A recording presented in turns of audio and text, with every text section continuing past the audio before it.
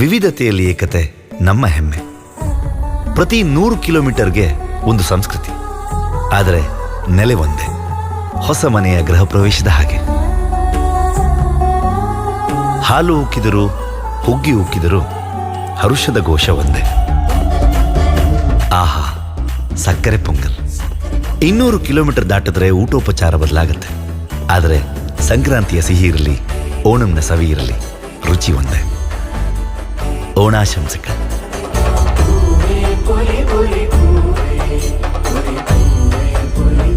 400 kilometre ದಾಟಿದ್ರೆ ಭಾಷೆ ಬದಲಾಗುತ್ತೆ, ಆದರೆ ಮನ ತುಂಬಿ ಹಾರೈಸೋದು ಒಂದೇ.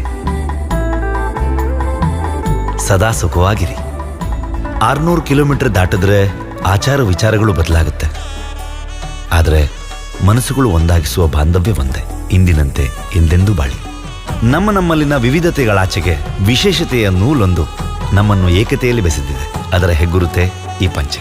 ರಾಮರಾಜ್ಗೆ salute. Ramraj, the culture of India.